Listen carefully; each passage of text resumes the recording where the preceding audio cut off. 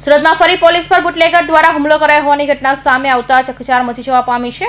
Uttarayan police મથકના police જવાનો પર હુમલો કરનાર બુટલેગર અને તેની ટોળકીએ બેને હાલ પોલીસે ઝડપી પાડ્યા છે।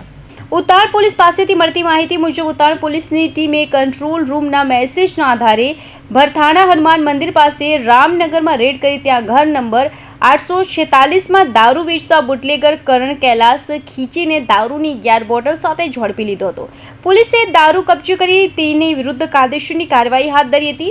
ત્યારે કરણે બૂમાબૂમ કરતા આસપાસથી પરિવાર અને અન્ય લોકોનું ટોળું ઘસી આવ્યું હતું।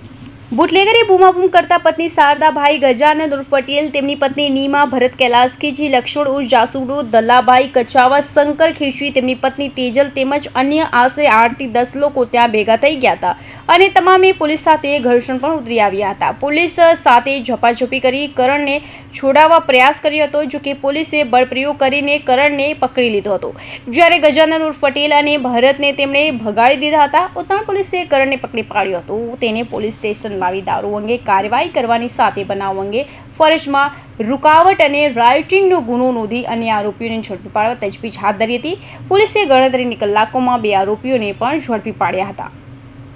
Bureau report, Hind TV news, Surat.